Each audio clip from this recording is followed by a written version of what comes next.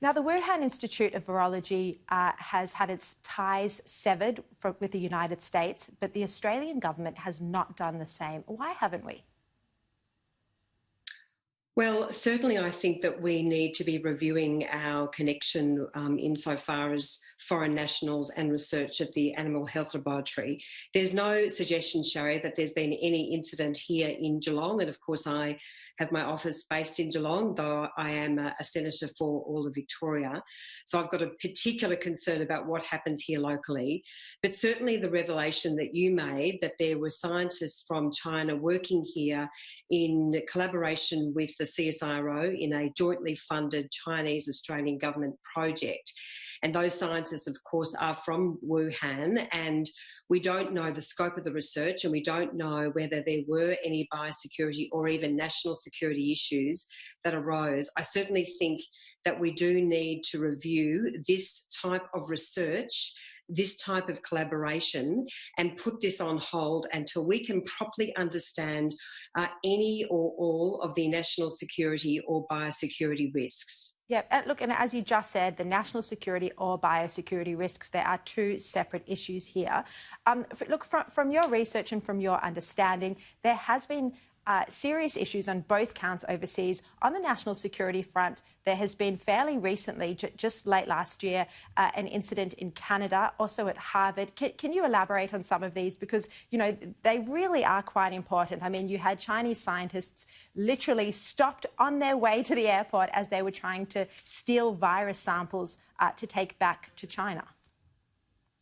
That's right. There has been a very serious incident in the United States where a number of scientists, Chinese scientists, have been arrested. One was caught at the airport carrying biological vials. Now, there's no suggestion, of course, that anything like this has happened in Geelong, but I think we have to understand, and this is something that's been highlighted by the Bulletin of Atomic Scientists, a very credible international bulletin, that when you are dealing with these highly deadly pathogens, even in a very high level containment laboratory like the one here in Geelong, it is extremely risky work. We have the very best scientists here, of course, working in Geelong and across Australia, but this risk has been identified as a possible way in which a pandemic can actually be triggered. And that's because in the majority of incidents that are caused in laboratories, they are as a result of human error. And of course, all you need, Sharri, is for the virus to get into one person, for one person to catch the virus in some way. And then once they're in the community, the spread, of course, can happen very, very quickly. So I think, and I'm absolutely delighted that the Prime Minister and the Foreign Minister have led the charge in calling for an international inquiry into the origins and the cause of the coronavirus. That's incredibly important.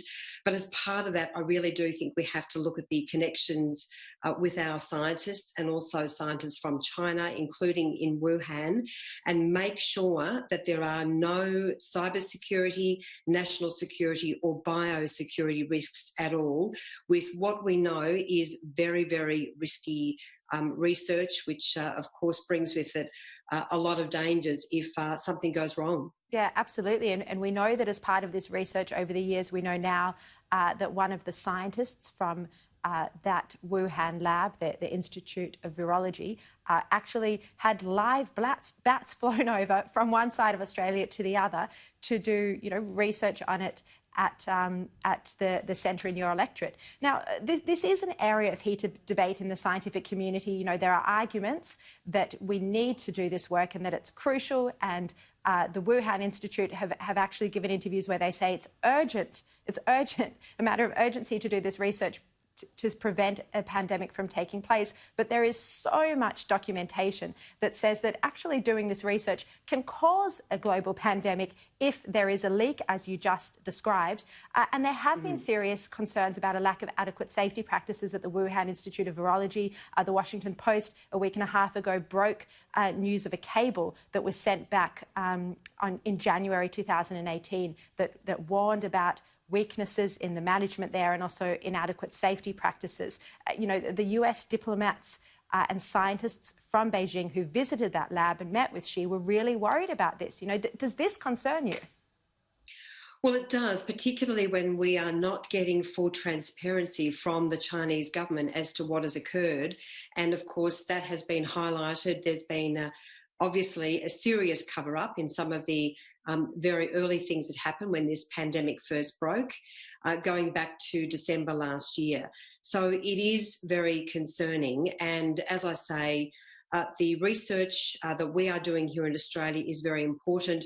The Animal Health Laboratory, that's now been renamed a Centre for Disease Preparedness, is doing some incredible work in terms of discovering a vaccine. Now, that's incredibly important work, Sharri, so I don't want to understate any of that.